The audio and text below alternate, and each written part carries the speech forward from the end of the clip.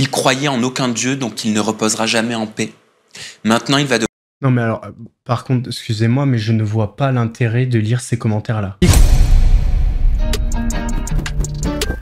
Mousse, mousse, est là pour mettre en lumière les mauvaises personnes, les fous, fous. Faites entrer les gros tarés, de savoir elle vous éclabousse, mousse. Mettez-vous à l'aise car là, on va se régaler, mousse. Abonnez-vous et likez si vous avez kiffé. Messieurs, dames, bonjour. Avant de démarrer cette vidéo, j'aimerais vous partager une découverte qui a changé ma routine. French Mush, leur spécialité des champignons médicinaux, le futur du bien-être. Vous commencez à me connaître maintenant, j'ai un rythme de vie, on va dire, assez soutenu entre l'usine, les vidéos, le sport, la vie de famille. J'ai besoin d'être au top mentalement et physiquement. Et d'ailleurs, souvent sur les lives, vous me dites comment tu fais pour tenir ce rythme? Eh bien, je vais vous dévoiler mon secret. C'est grâce aux champignons French Mush que j'arrive à garder la forme. Cordyceps, mon allié pour le sport, il booste la récupération et l'oxygénation. Lion's Mane, parfait pour rester concentré et garder une mémoire au top. Idéal quand je bosse sur mes vidéos et mes projets. Surtout que j'ai des petits problèmes de mémoire. Le reishi quand je veux décompresser et mieux dormir. Et le chaga, le super aliment pour l'immunité et une belle peau. Alors, je vous en avais parlé il y a plus d'1 mois et demi. Je vous avais dit, en ce moment, je suis en train de tester des produits. Si je vois les effets, je vous en parlerai en vidéo. On y est aujourd'hui. Parce que je vois de réels effets. Perso, je prends 2 gélules de Cordyceps le matin pour avoir de l'énergie toute la journée et 2 gélules de reishi au repas du soir pour me relâcher et bien dormir. Et si vous cherchez une alternative au café, la boisson Boost est incroyable. Énergie et focus sans le coup de fatigue derrière. Ce qui est bien avec French Mush, c'est qu'il n'y a pas de surprise. Les extraits de champignons sont certifiés bio, traçables en Europe, avec une extraction par ultrasons qui garantit plus de 90% de biodisponibilité. Pas étonnant que des athlètes de haut niveau, même des pilotes de F1 leur fassent déjà confiance et qu'ils aient déjà plus de 80 000 clients. Si vous voulez tester, j'ai un code pour vous, le code c'est Mousse, il est affiché juste là, il vous donne moins 10% sur tout le site, le lien est en description. Si je vous en parle aujourd'hui, c'est que c'est testé et approuvé et aujourd'hui ça fait partie de ma routine. C'est un petit geste que j'ai intégré dans ma routine quotidienne et aujourd'hui, ça fait la différence. Foncez découvrir French Mush, messieurs, dames. Honnêtement, vous n'allez pas le regretter. D'ailleurs, il est actuellement 9h30, mais j'ai pas oublié ma petite routine. Hop, 2 petites gélules de Cordyceps, comme je vous l'ai dit. Regardez, je mets bien les gélules dans ma bouche. Là, on peut se casser au sport. Ouais, c'est Mousse. Bienvenue aujourd'hui pour une nouvelle vidéo et j'espère que tout le monde va bien. Messieurs, dames, on se retrouve aujourd'hui pour une vidéo un petit peu spéciale, une vidéo qui m'a beaucoup été demandée. Une vidéo réaction à l'interview que Samzira a fait de la sœur de Mehdi Saucisson, qui s'appelle Samira. Honnêtement, ça tombe extrêmement bien qu'on m'ait beaucoup demandé ce sujet, parce que cette semaine, j'ai des horaires vraiment très bizarres au travail et j'avais pas spécialement le temps de travailler sur une vidéo comme d'habitude. Donc je vous propose aujourd'hui la première partie où on a réagi à cette interview de Samzira, qui est d'ailleurs quasi parfaite, en tout cas à mon avis. Les questions étaient pertinentes, il a eu le bon ton, il a laissé parler Samira Bassit, il a posé le contexte, parce que des fois on n'a pas forcément le contexte de ses questions et des réponses de Samira Bassit.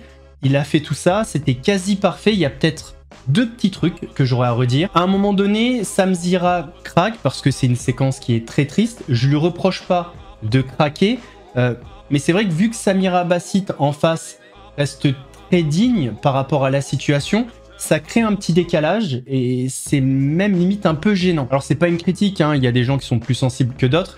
La situation d'ailleurs est très triste à ce moment précis, mais cette interview elle est faite pour mettre le projecteur sur Samira Bassit et ce qu'elle a à dire. Et à ce moment-là en fait le projecteur se tourne et l'attention se porte sur Samzira. Encore une fois il est humain, je critique pas, mais c'est juste que ça a créé ceci au moment où il craque. Et la deuxième chose, c'est à un moment donné, il va lire des commentaires très désobligeants, hyper déplacés sur Mehdi. Et je vois pas trop l'intérêt de les lire. Surtout que bon, bah, Samira est déjà dans de la peine. Elle avait pas vu ces commentaires sur les réseaux, mais elle doit y répondre. Ça fait partie de l'interview, mais je vois pas l'intérêt de lui avoir lu ces commentaires. À part ça, rien à dire. Messieurs, dames, avant de partir pour cette nouvelle vidéo, c'est le moment de soutenir la chaîne et moi-même en mettant votre plus gros pouce bleu, votre meilleur commentaire. On n'oublie pas de s'abonner et d'activer la cloche pour ne pas rater les prochaines vidéos. On fait de même sur la chaîne secondaire, la chaîne Laurent Delamousse, où vous avez des vidéos actualités quasi quotidiennes. On me rejoint sur Instagram, sur TikTok, sur Twitch pour pas rater les lives du dimanche soir à 21h30. On va chercher à boire en mangeant ce malaise et moi je m'occupe du reste. Avant de partir, j'aimerais juste repréciser quelque chose. Ce qui est intéressant dans cette interview, c'est qu'on a pu échanger avec le chat. Il y a des infos que j'avais pas.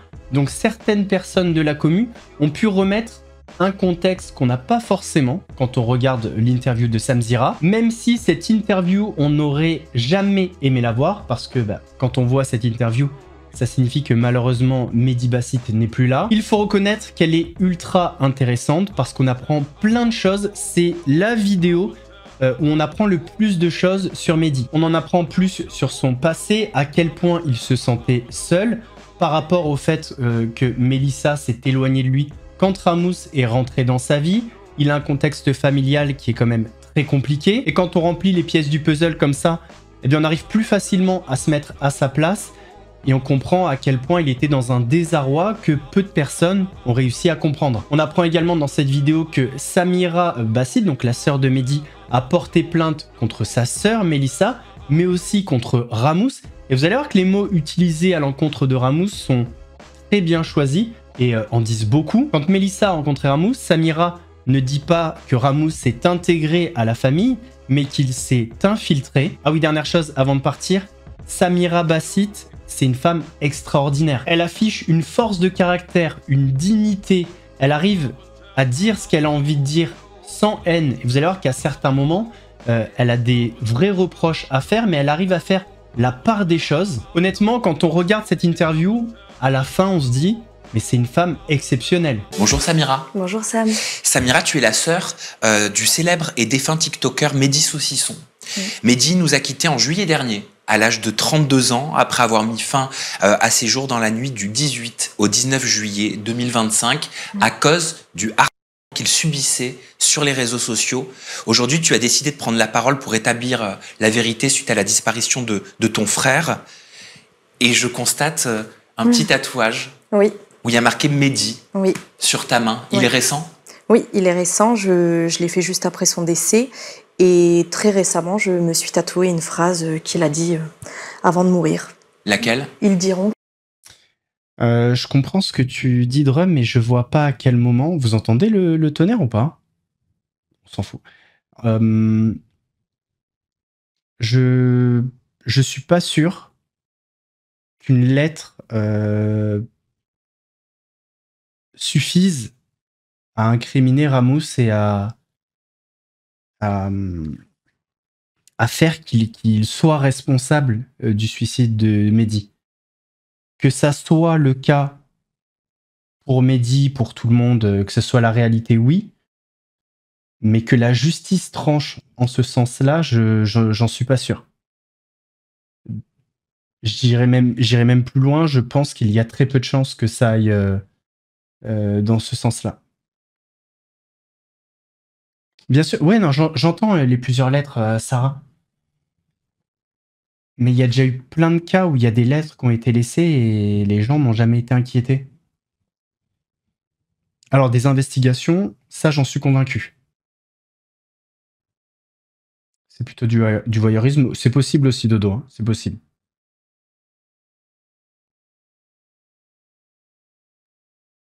Juridiquement, c'est très compliqué. Il sera condamné pour des faits d'harcèlement, intimidation, tout au plus. On verra, mais j'ai peur quand même que ça n'aboutisse sur rien. Qu'il m'aimait. Ils diront qu'il m'aimait. Ouais. Sous-entendu, il savait que les personnes qui le détestaient ou qui souhaitaient sa chute pleureront médiatiquement parlant. C'est ça. C'est ça ? Oui. Pourquoi tu l'as tatoué ? Parce que c'était vrai, il l'avait dit. Et c'est réellement arrivé, en fait. Les gens qui le détestaient et qui lui ont fait vraiment du mal disent aujourd'hui qu'ils l'aiment et qu'ils l'aimaient. Ton frère, Mehdi, c'était un TikToker qui rassemblait plus de 2000. Ça, c'est tellement vrai. Et une des plus grosses hypocrisies, c'est tous ces gens qui se battent pour lui aujourd'hui, alors qu'ils venaient l'insulter quand Ramous faisait des vidéos le concernant. Aujourd'hui, ça partage des pétitions, etc., alors que ça le désossait avant. Bref. millions d'abonnés sur la plateforme. Il s'est fait connaître pendant la pandémie, c'était le Covid, on s'en souvient tous, avec des vidéos en train de couper du saucisson avec une machine spécifique. C'était des vidéos qui suscitaient beaucoup de réactions parce que les gens lui reprochaient de manger du porc alors qu'il est, quand on recherche, d'origine arabe de par votre papa. Oui, c'est ça. Et malgré qu'il expliquait qu'il n'était pas musulman, il subissait déjà quand même énormément de pression par rapport à ça. Je te propose de regarder un petit extrait vidéo de son contenu. Oui. Non, en vrai, les gens, ils la reprennent tout le temps. Genre, On m'identifie des centaines de fois par jour. Hein. mais il sache que du saucisson. Moi, je viens de décrire ton frère Mehdi comme on le voyait sur les réseaux sociaux. Est-ce que tu peux... En fait, le pauvre, depuis qu'il a été sur les réseaux, il a mangé du harcèlement. Voilà. Si Ramos a quelque chose, je me coupe un doigt de toute façon. Ouais, je pense pas non plus, Mélissa. Mais bon. J'espère que oui, mais ça m'étonnerait. En fait, Mehdi a été harcelé au début pour ses vidéos.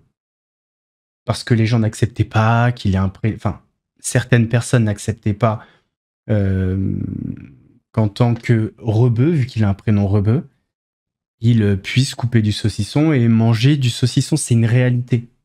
Ça, c'est vrai. Ensuite, il y a eu du harcèlement avec d'autres trucs, mais en fait, il a toujours été harcelé, le pauvre. Tu peux me le décrire sous ton œil de sœur? Comment il était? Comment tu l'as connu? Comment il était depuis l'enfance, dans l'intimité? Mehdi, c'était quelqu'un de gentil, profondément gentil, généreux, rigolo. C'est quelqu'un qui nous faisait rire tout le temps. Un papa très aimant. T'es papa de 2 enfants. 2 petites filles, Mélina et Milo, je les embrasse d'ailleurs. C'était vraiment quelqu'un de bien. Il était gentil, mais un peu trop peut-être. Généreux, sympathique, le bon copain. Tu le suivais sur les réseaux sociaux? Quand j'avais un TikTok, oui, je le suivais. En fait, la vraie question qu'on se pose, c'est...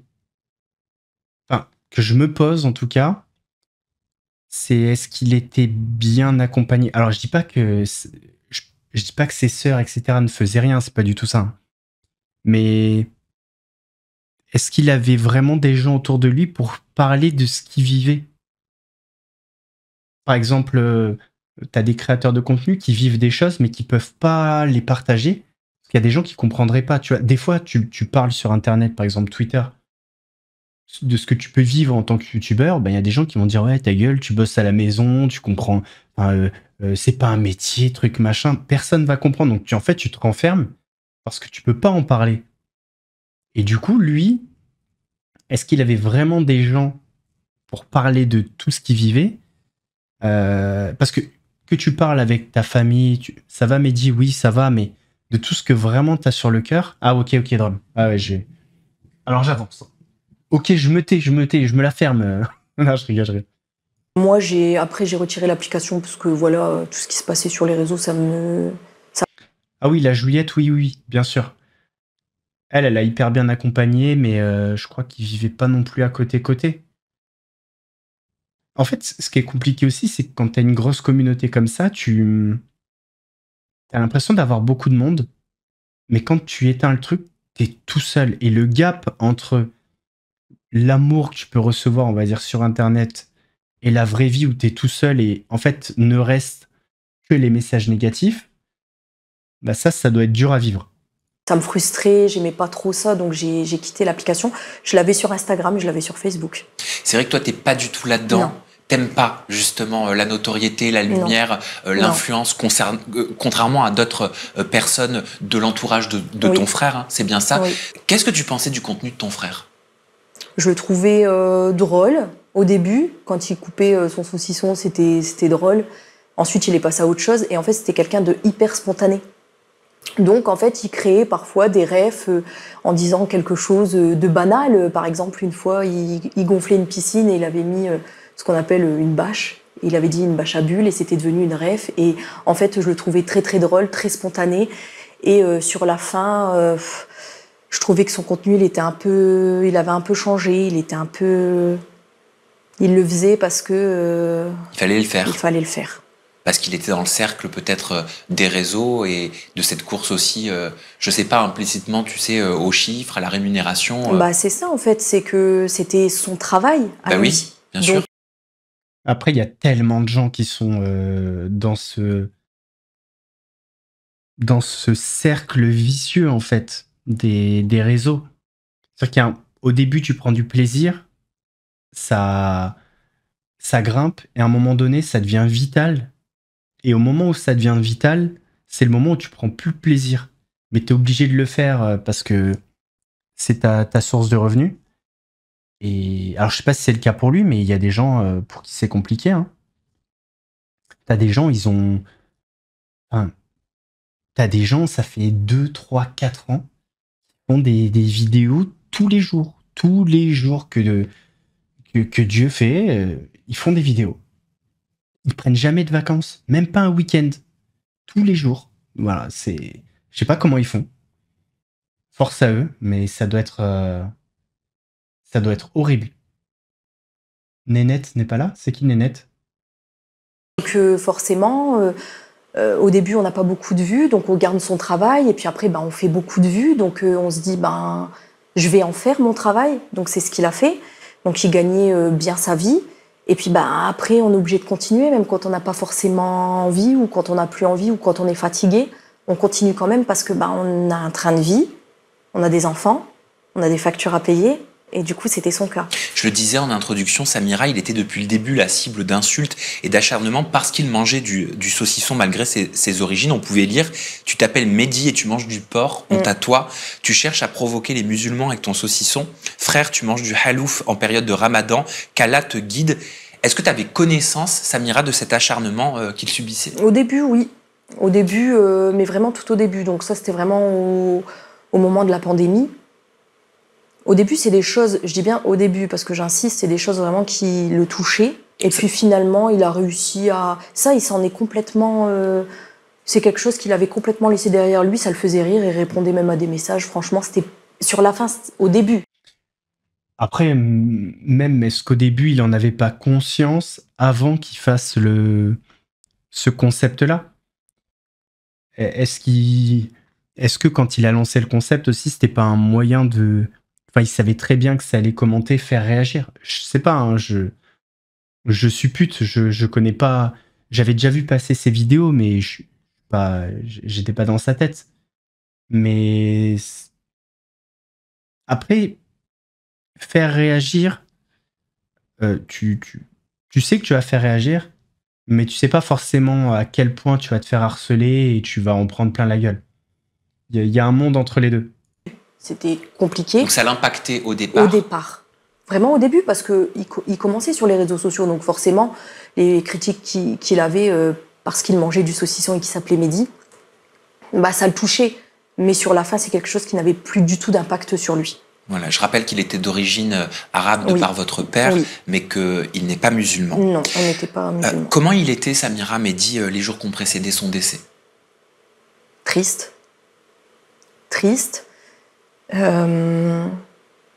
Sans espoir.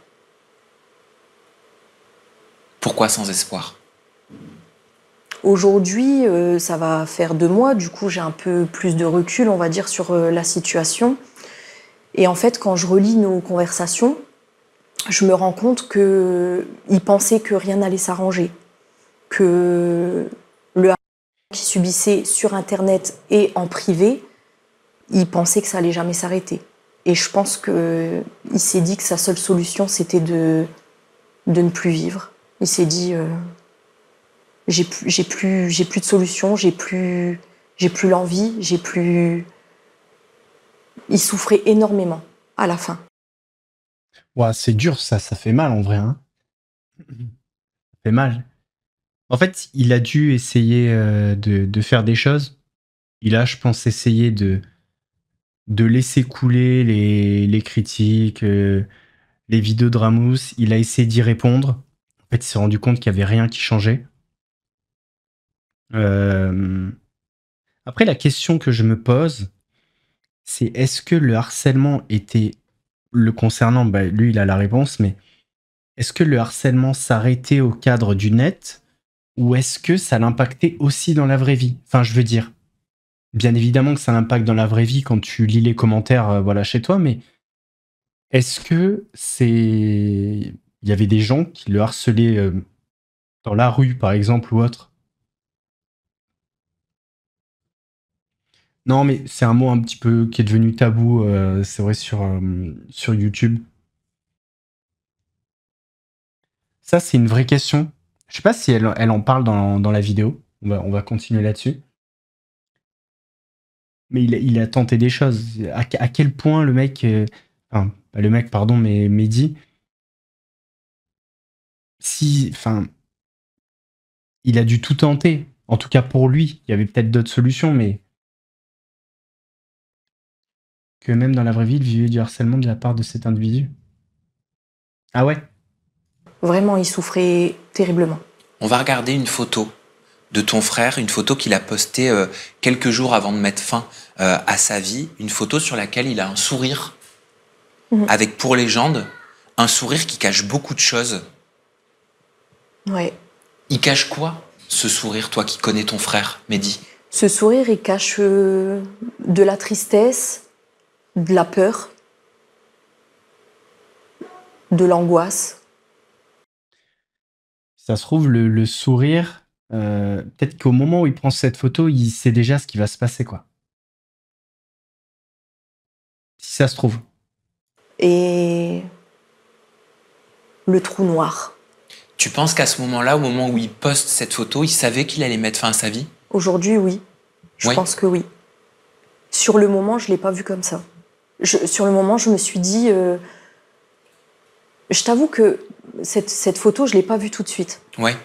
Parce que je travaille, je l'ai vue quelques jours plus tard. Et puis, quand j'ai relu la phrase, après qu'il a décidé de partir, je me suis dit, en fait, il disait au revoir. Il commençait à dire au revoir. Ça doit être dur pour toi aussi en tant que sœur de te dire mais comment j'ai pu ne pas voir tout ça? C'est humain, on se le dit. Hein. Ouais. On a ce genre de réflexion dans une situation comme celle-là. On se dit mais en fait j'avais certains éléments sous les yeux. Pourquoi je l'ai pas vu? Ouais, mais ça après souvent les gens s'en veulent, mais je pense que c'est comme quand tu apprends des choses sur des personnes. De suite, il y a des signes. Ah ouais, putain, mais c'est vrai, il m'a fait ci, il m'a fait ça. Et là, tu comprends. T'es en train de remettre les pièces du puzzle. Mais quand t'es devant le fait accompli, tu vois pas, en fait. Est-ce que t'es passé par cette étape-là? Oui, j'y passe encore parfois. Je réfléchis et je me dis, est-ce que j'aurais pas pu faire mieux que ce que j'ai fait? Pourtant, on se parlait tout le temps. En fait, il n'avait plus que moi et Juliette, son amie. Du coup, on lui parlait tout le temps. On essayait de lui trouver des solutions. On lui disait « T'inquiète pas, ça va aller ». Juliette, elle lui avait pris rendez-vous pour un psychologue, moi aussi. Donc, il avait rendez-vous et il disait qu'il en avait besoin. Il se confiait à sa meilleure amie, Juliette, qu'on voyait sur ses contenus? Beaucoup. Il se confiait à toi? Oui. À nous deux, en fait, nous, on savait tout. Donc, d'ailleurs, il y avait même une vidéo qui était quand même choquante, que j'avais oublié de mettre dans ma grosse vidéo. À un moment donné, Ramos, en vidéo ou en live, non, en live, il avait dit que Mehdi était homosexuel et qu'il avait une relation avec le mari de la fameuse Juliette, là. On est sur un... Donc déjà, ça a lancé une rumeur sur lui. Ça... Je sais pas comment on appelle ce terme, mais ouais, il a fait son coming out à sa place. Ce qui n'est peut-être pas vrai en plus de ça. Donc franchement, non, hyper choquant. Je m'en rappelle maintenant parce que j'avais oublié de la mettre dans la vidéo. Si tu es dans le mal, vraiment très très down, tu n'as même pas la force de parler. Il n'y avait pas... Non, mais c'est ça, c'est ça. Et puis, on sait même pas si c'est vrai. Puis, enfin... Mais le fait de lâcher comme ça en vidéo, de balancer une rumeur, c'est double rumeur. Déjà, il serait gay, ce qui n'est sûrement pas vrai en plus. mais qu'en plus de ça, il a une relation. Enfin, c'est une folie le truc. Elle avait... en fait, elle, Juliette, c'est quelqu'un qui a le même métier que lui. Donc... Elle est influenceuse. Voilà, elle est influenceuse. Et en fait, il y a des choses qu'elle comprenait peut-être plus que moi, puisque je suis pas du même milieu. Donc forcément, parfois, je lui disais, cette situation, elle vaut pas la peine que tu te mettes dans un état pareil. Mais Juliette, elle comprenait pourquoi il se mettait dans un état pareil. Quel type de situation, par exemple? Par exemple, quand il avait un mauvais commentaire. Par exemple, on faisait allusion à notre famille, par exemple, avec qui on n'était plus du tout en contact. Moi, je lui disais, laisse tomber, c'est pas grave, toi et moi, on sait. Mais lui, ça le touchait beaucoup plus que ça, puisque, en fait, comme il subissait, il avait des vidéos visées, etc. Oui, on va en parler dans quelques instants. Voilà, un compte en particulier. Oui. Qui détournait. C'est dur, ça. C'est dur parce que quand je vous dis que les réseaux, ça détruit, mais vraiment... il suffit que tu aies une carapace, mais un peu fragile à la base. Il faut pas avoir honte de ça. Il y a des gens qui sont faits, il y a des gens qui sont pas faits, mais peu importe. Mehdi, c'était un mec super, avec ultra gentil, peut-être trop gentil, comme elle le dit, sa sœur. Mais quand il s'est mis sur les réseaux, il était pas... il était à des années-lumière de penser vivre un jour la haine qu'il a reçue, quoi. Et au final, il était peut-être pas prêt pour ça. Et d'ailleurs, il y a peut-être peu de personnes qui sont prêtes à ça. Et au fil du temps, peut-être au début, il encaissait un peu. Au fil du temps, la carapace, elle s'est fragilisée. Et à la fin, c'était terrible pour lui. Et le pire, c'est que quand les gens qui te harcèlent sentent que tu es touché, c'est là qu'ils vont accélérer et redoubler d'efforts. Parce qu'ils voient que ça te touche. C'est terrible. C'est un putain de cercle vicieux. On est de nombreuses vidéos de ton frère. C'est ça. Pour le faire passer pour un jeune homme qui maltraitait les animaux, qui remettait en cause même son orientation, son rôle de père. Oui. C'est ça, hein? Ce conte-là, c'est vraiment, si je puis dire, la goutte d'eau qui a fait déborder le vase. Puisque c'était les derniers jours, donc ça a été vraiment... pour en avoir échangé avec lui, ça a été vraiment horrible. C'est dans la nuit du 18 au 19 juillet qu'il a mis fin à ses jours, ton frère, à l'âge de 32 ans.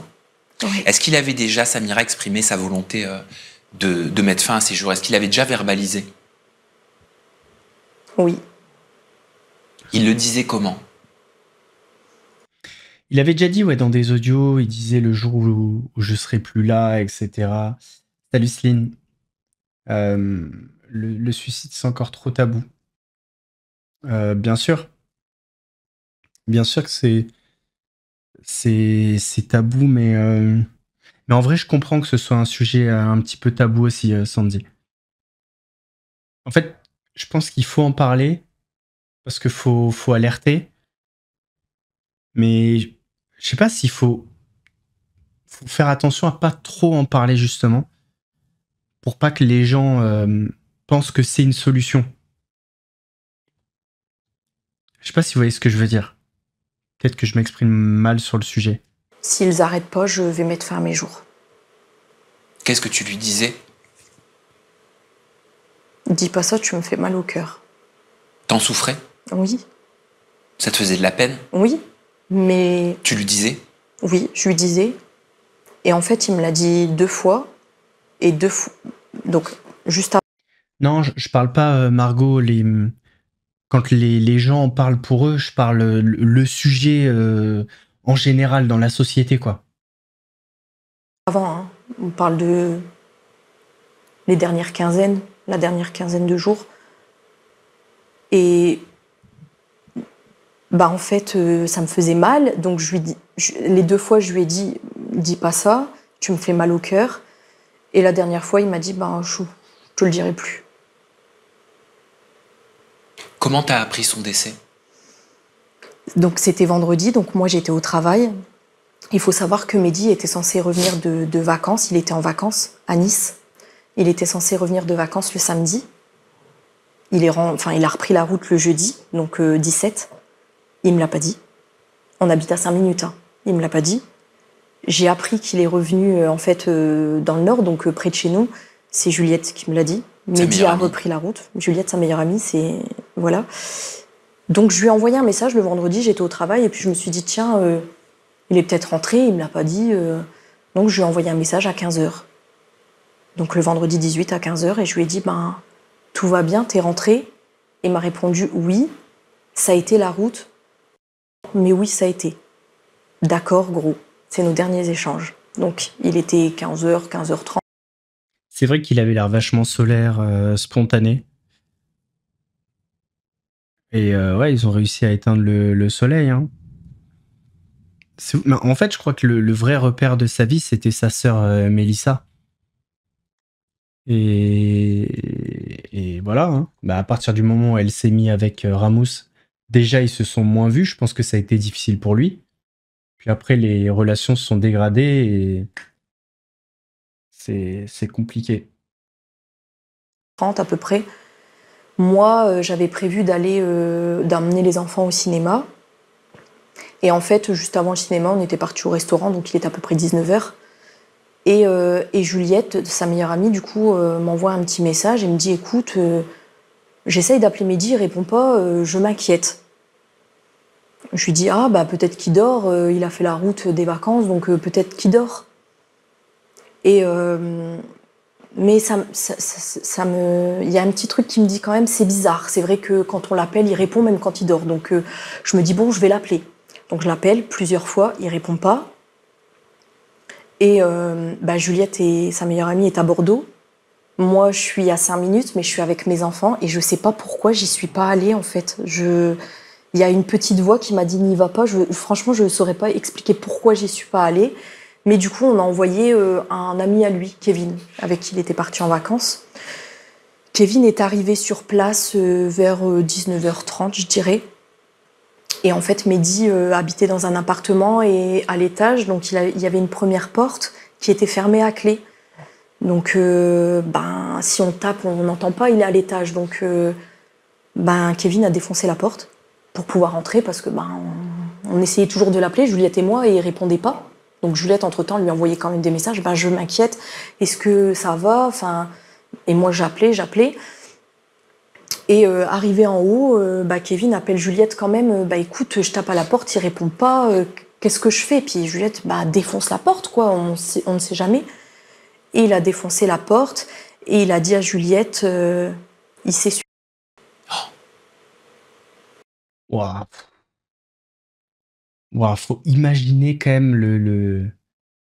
Tu rentres... Ouah, non, ça c'est chaud. Ah ouais, non, voir son pote, non, ça doit être terrible. Ouais. Donc moi, j'étais au cinéma avec mes enfants et Juliette m'a appelée à 20h et elle m'a dit, c'est pas... Et en fait, j'étais juste avec mes enfants, donc c'était... J'ai eu un espèce de trou noir et je me suis dit que j'étais paniquée parce que mon mari n'était pas là, il était au foot. Je me suis dit, qu'est-ce que je fais? J'ai tapé sur l'épaule d'une dame qui était à côté de moi et je lui ai dit, s'il vous plaît, prenez mes enfants. Et j'ai monté les escaliers, j'ai fait un malaise parce que je prenais conscience, je pense, je sais pas. Donc les dames du cinéma très gentilles sont venues, ils m'ont accompagnée dehors. J'allais prendre ma voiture, mais ils m'ont dit non. Donc j'ai appelé mon mari, il était environ à 20 minutes, mais il a roulé vraiment très très rapidement, donc il est arrivé très très vite. Juliette dit qu'elle m'a dit que Mehdi était mort par téléphone, mais moi j'ai juste entendu, il a essayé de se pendre. J'ai pas saisi en fait, je pensais que les pompiers ils allaient le sauver, je pensais que c'était pas la... Ouais, elle était dans une petite phase un petit peu de déni, quoi.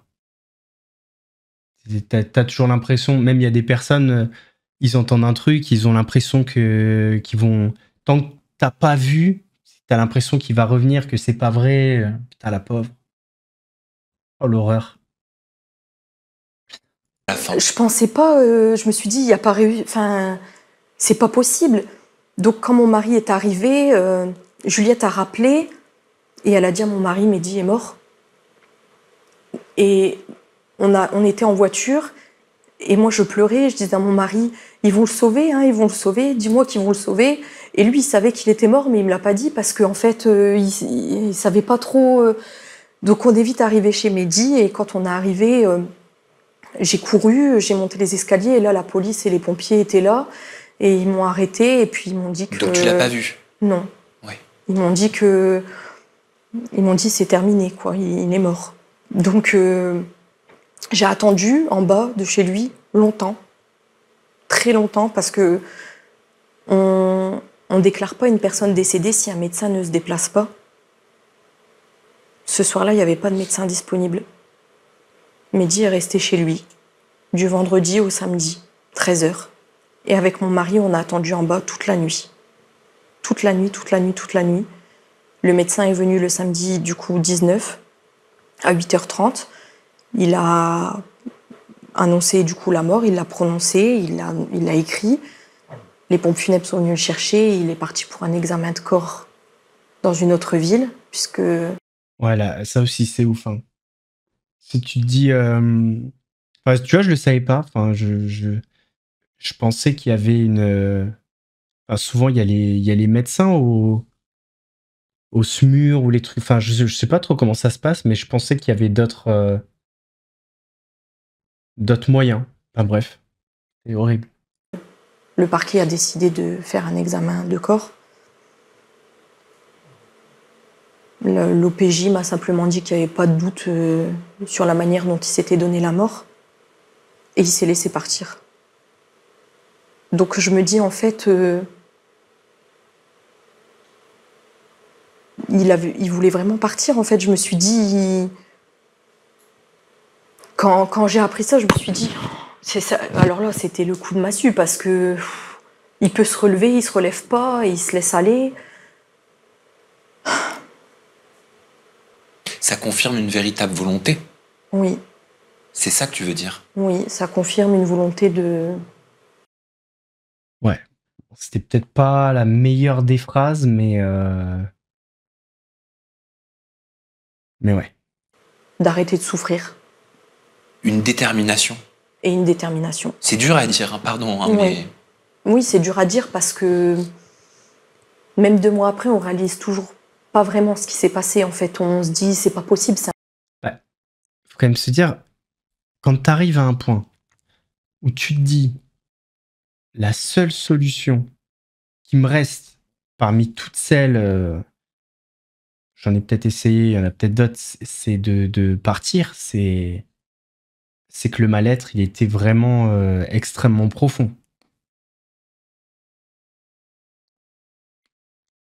Et en plus, c'est un mode opératoire qui demande un peu de préparation, donc t'as le temps d'y penser, c'est horrible. C'est un cauchemar, en fait. Il l'a pas fait. Est-ce qu'il laisse des lettres? Est-ce qu'il laisse des éléments pour toi, pour vous? Oui. Kevin, son ami qui l'a retrouvé, m'explique que bon, une fois qu'il a essayé parce qu'il a essayé de le sauver, évidemment, et qu'une fois que les pompiers sont arrivés, il a été mis dans une autre pièce pour qu'il puisse se remettre de ses esprits, évidemment. Et il me dit qu'il y a un gros paquet de lettres posées sur la table. Et il me dit qu'il y en a une qui m'est destinée. Je demande à récupérer la lettre. Sur le moment, évidemment, c'est pas possible. Mais l'OPJ qui s'est occupé de nous était très, très, très gentil. Et je pense, par ma détresse, m'a laissé lire, en fait, ce qu'il m'a écrit. Et tu l'as prise en photo, cette lettre? Oui. Qu'est-ce qu'il te dit, Samira, dans cette lettre? Ton frère? Dans cette lettre, il me dit Samira, avec un cœur, que te dire, pas grand-chose, si ce n'est merci de ne m'avoir jamais lâché, malgré les tentatives de Ramous. Ouais, alors, j'entends, Rox. Je vois ce que tu veux dire, mais... En fait, de le présenter comme ça fait comme s'il était lâche. Après, le suicide, c'est toujours un sujet où il y a des gens qui diront que c'est de la lâcheté, d'autres de la détresse. Il y en a même qui vont dire qu'il y a une une certaine forme de courage. Je pense que s'il en arrivait à ce point-là, à se dire voilà, je reverrai plus mes filles, enfin, il n'y a plus rien qui m'intéresse dans ce monde, c'était qu'il était dans une détresse incommensurable. Je pense qu'il était à un point où, ouais, carrément, il se disait la vie de mes filles sera mieux sans moi. Je suis l'étoile qui brille le soir et qui veille sur toi et les enfants. Prends soin de mes filles, s'il te plaît, et dis-leur que leur papa ne les oubliera jamais. Je veux que tout ce qui est à moi te revienne. Ne donne rien à personne. Quand elle dit mon mari, c'est bien. Non, son mari, c'est pas Ramos. Elle, c'est une autre sœur. La sœur qui était. Alors, je sais pas si elle était mariée avec Ramos, c'est Mélissa, elle s'appelle. Ça, c'est Samira. Je t'aime, tu es toute ma vie. Je veux une belle urne et la musique de 50 nuances degrés. Je t'aime. C'est dur, pardon.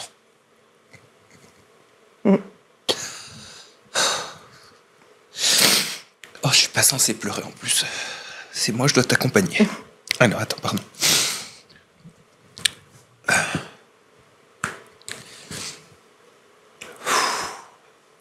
Tu la connais par cœur?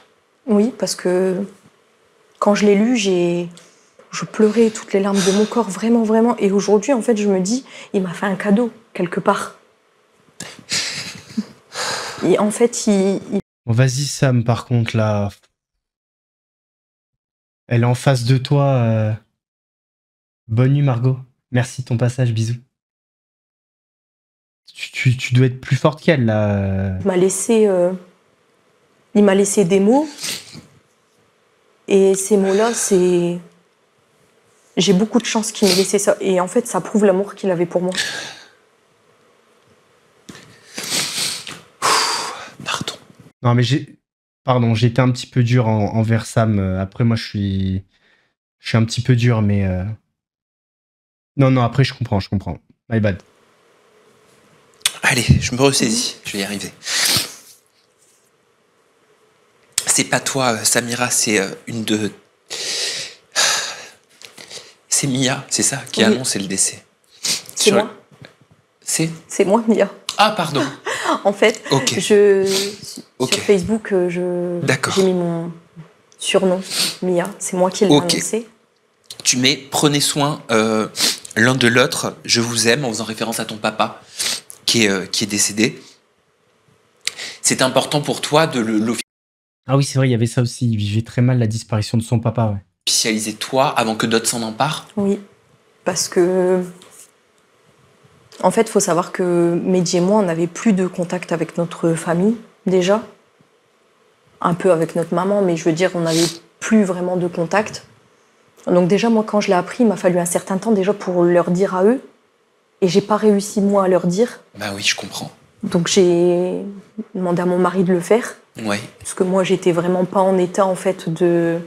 Donc c'est mon mari qui s'en est chargé. Et... Ça dit quand même pas mal de choses sur... on peut comprendre aussi à quel point Mehdi se sentait seul. Enfin, tu vois, t'as une partie... T'as ta sœur, mais il y a une partie de ta famille avec qui déjà tu vois pas, tu te parles plus.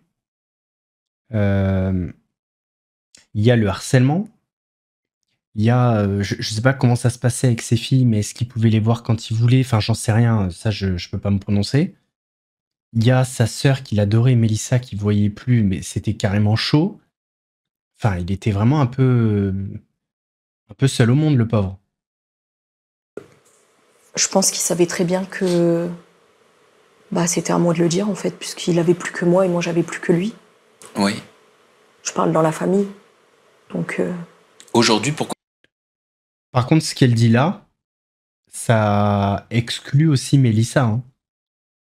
Il avait plus que moi, j'avais plus que lui. Ça veut dire aussi que ça laisse sous-entendre que Mélissa a joué un rôle aussi après le décès de Mehdi. Parce qu'elle s'est beaucoup mise en avant dans des lives, en disant la vérité, la pétition.